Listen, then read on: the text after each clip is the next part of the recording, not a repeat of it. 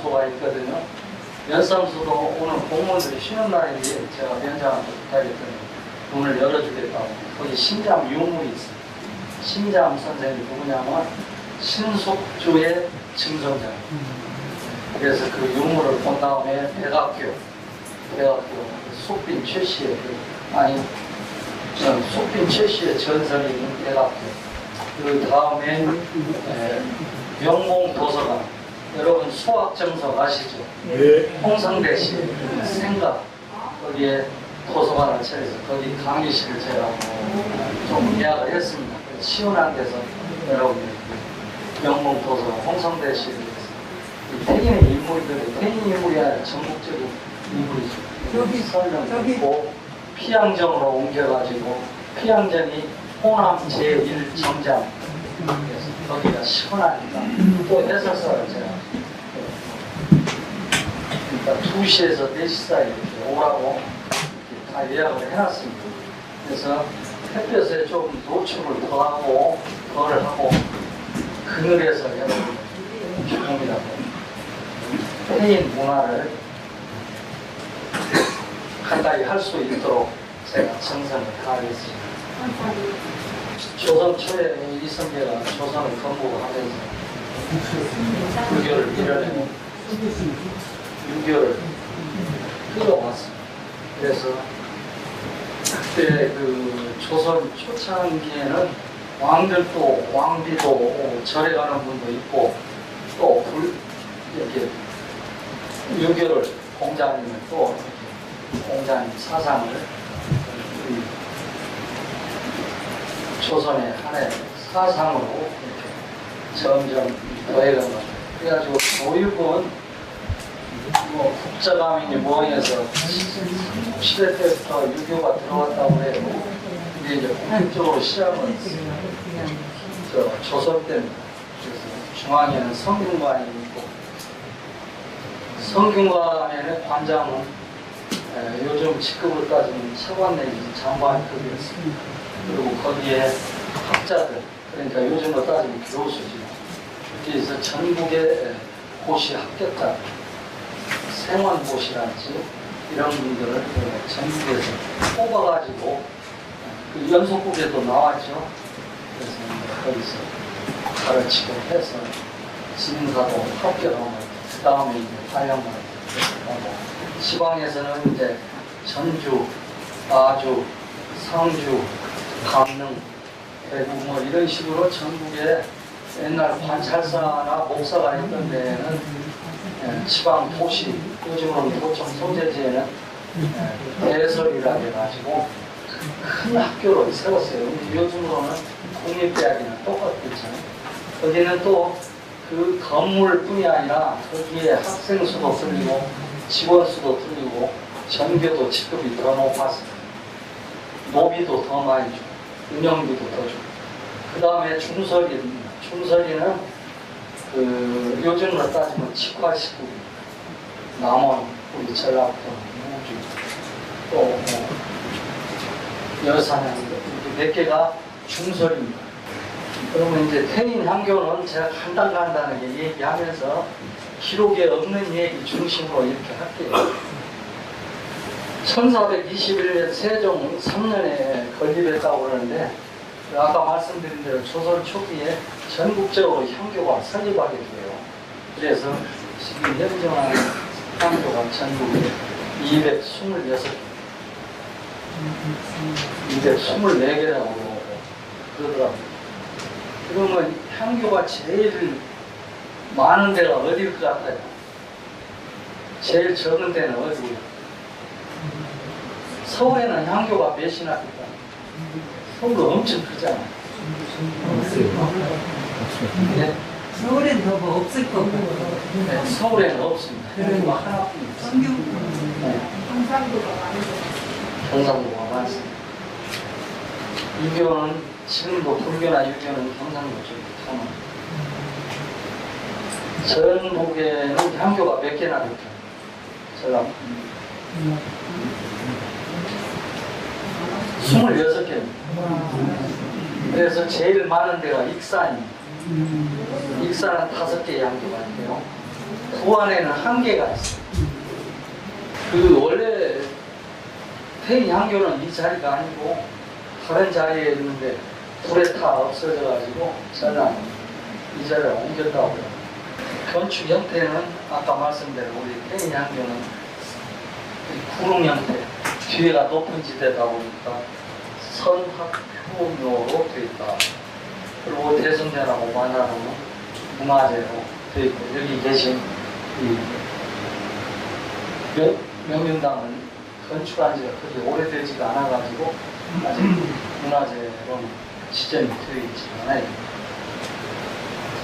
성균관에 대해서는 잠깐 그 말씀을 드렸고요. 그 자세한 자료를 한번 읽어보세요. 교육과정은 그 사서 5경을 이렇게 가르쳐서 뭐 대학은 1개월 안에 뛴다든지 맹자는 4개월, 중용은 2개월 뭐 이런 식으로 해서 학습을 진행했다고 해요. 대개 3년 7개월에서 4년 동안 학교를 다녔는데요. 공부 못한 사람은 더 오래 다니고 이랬다고 그래요. 그래서 그 정량용 같은 경우는 정량용 아시죠? 정약용. 일본은 22살에 들어서 27살에 졸업했다고.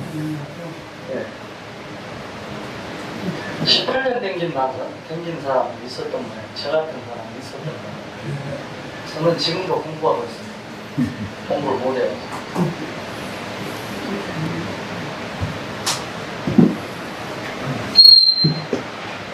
여기 이제 대설이, 중설이 자료 보시면 이렇게 있고요. 그 사원은 향교가 너무나 그 강압적이고 반려적이다 보니까 선비들이 그 어떻게 다시 독립해서 지방마다 그 학교를 세운 것 같아요. 근데 우성사원은 여러분들이 유네스코에 등재되면서 더 알려졌을 거예요. 원형 그대로 거기다도 자꾸 아까 어떤 선생님은 내가 대성전에 창문이 강당명령하면서도 독특하다고, 전국에 그 대성전에 없는 창문이라고 말씀드린 게 김 박사는 유리의식 못질을 했네요. 틀로 맞추는 건데 못질해도 이렇게 아는 만큼 보인다고 이용정 교수가 얘기했죠. 이 자료를 보시고요. 우성사원 같은 경우는 그 대원군이 서울 철편행에서 살아남은 것 중에 한 곳이죠. 왜 서울 철편을 했냐? 향교나 서울에 있는 중인들, 소위 중인들, 예를 들어서 태인 현감이 오면요, 현감이 신임으로 오면 그 밑에 아전들, 육방이 있잖아요. 아전들이 충성할 것 같아요? 아니에요. 신상병도 끌어가지고 만만하면은 갑질을 시킨다. 텃세를 두고. 그래서 우리 태인에는 본향이 태인 이시, 태인 문시에서 제가 알기에는 7성인가 태인 시시도 있고 성이 여러 가지 본향으로. 그리고 고부에 가면 고부은시 여러분들 들어보시죠. 그분들이 양반 계급이 아니었다고 그랬죠. 그 아전 출신. 제가 폄하하거나 또 잘못 알 수도 있으니까 이해를 하시고요. 지금은 또 양반 상인 중인이 없는 지금 그런 계급이 없잖아요.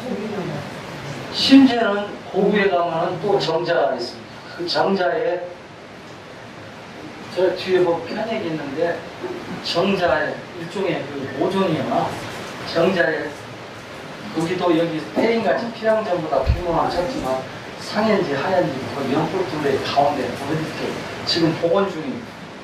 거기에 가운데 무슨 글자가 써있냐면 우리 원자 할아버지께서 유능하셔가지고 호남선 철로를 오는데 앞장서서 막았다.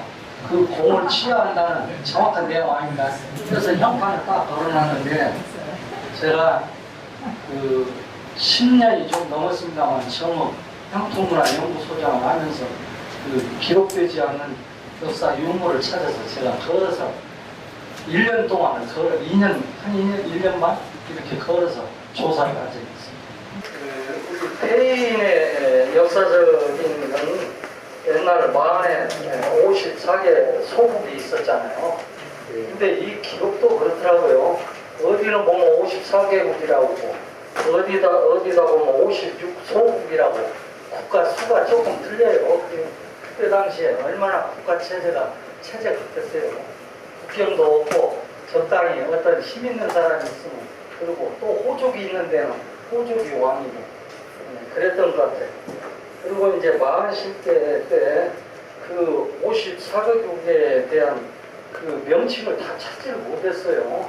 근데 이제 여기는 고비리국이다, 고사부리국이다, 이렇게 추정을 하더라고요.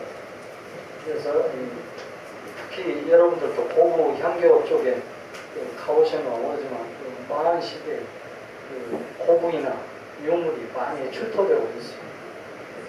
그 태인 현감은 유명한 분들이 우리 태인을 거쳐갔습니다. 이제 그 조선 초기나 일제 강점기 보면 이제 부침이 있어요.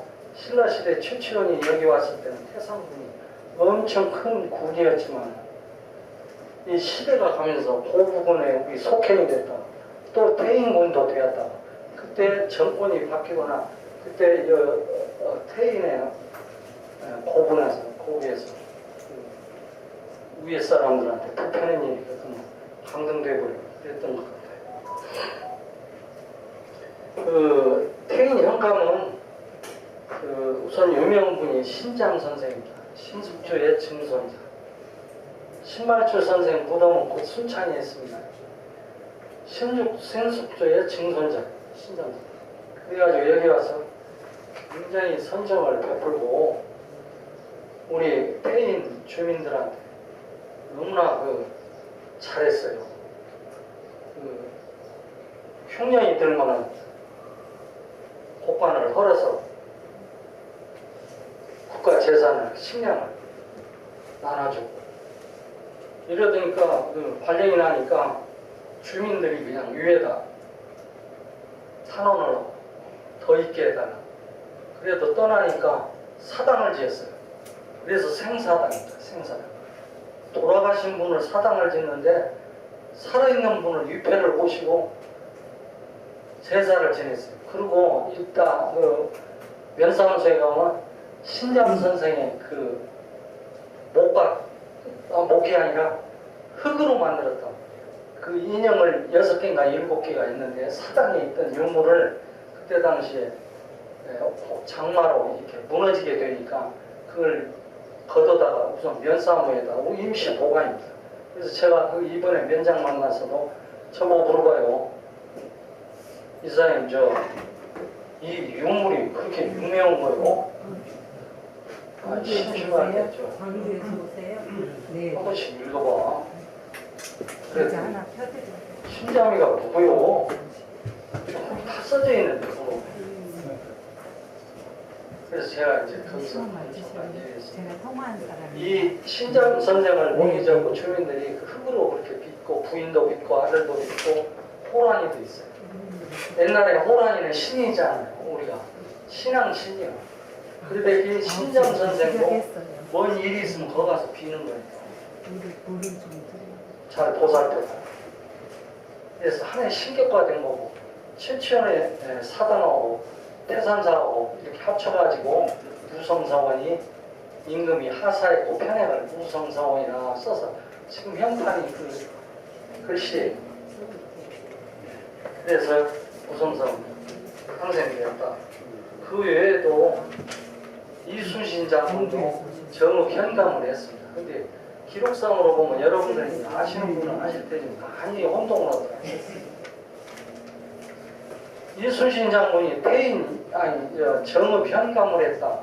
그러면 괜찮은데 초대 현감을 했다 하면 한 분이 손을 들어요. 정읍의 현감이 뭔 이순신 장군이 초대 현감이요. 위에 발령난 거 있더만. 이렇게 항의를 해요.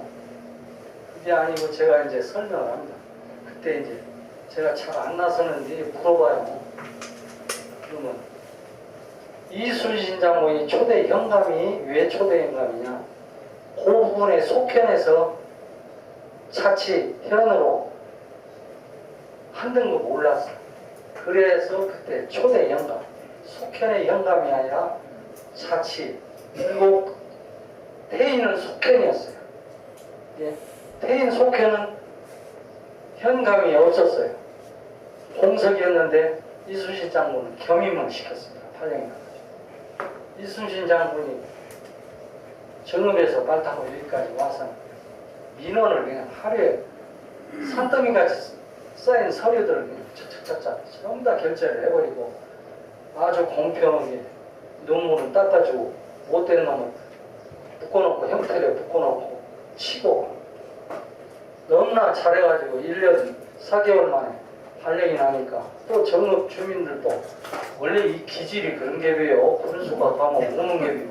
또 울었어. 가지 마. 근데 그분이 공까지 가면서 6등급이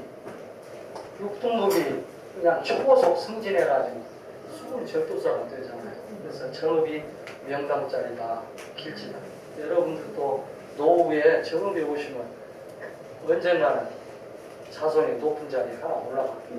실제로 정읍의 인물이 엄청나요. 이따 소개하려고.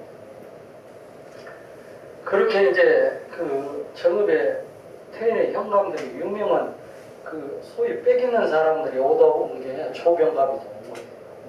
조기수인하고 조병갑의 아버지는 우리 태인 현감을 지냈는데 부자지간에 정읍서 빨대 빨아.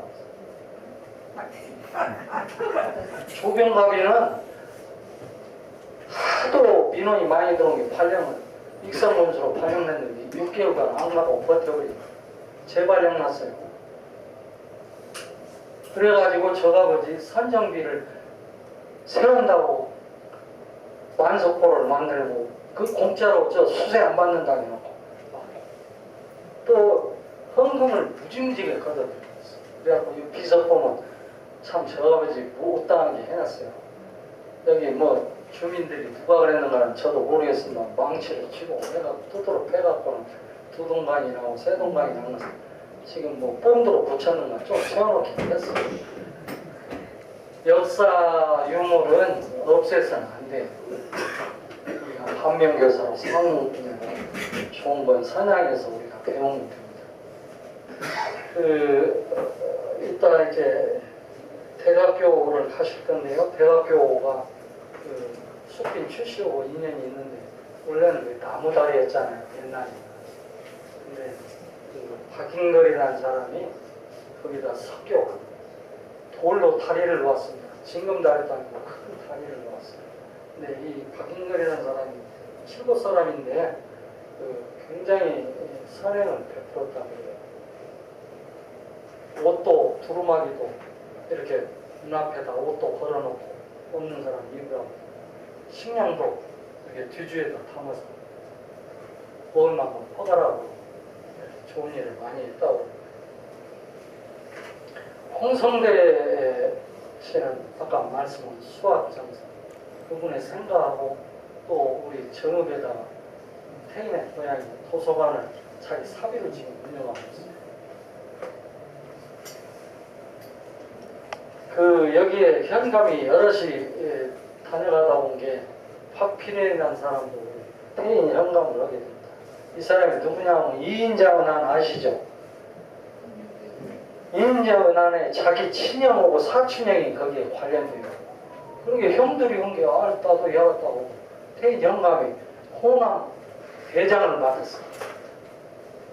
그래가지고는 말 타고 가다가 여사님도 어디서 잡혀가지고 진압이 되어버립니다. 사형감이 있다고. 그래가지고 우리 태인을 없애버리라 했어요. 이게 밑에서 충신이 있었던 게 어느 대감이 그랬는가는 모르는데 많이 되옵니다. 왜? 거기는 정순하고 숙빈 출시가 태어난 곳입니다. 해서 결국 면했다고 그래요. 그래서 아마 그 뒤로 현감 임명을 안 했는가 그건 제가 거기까지는 모르겠습니다.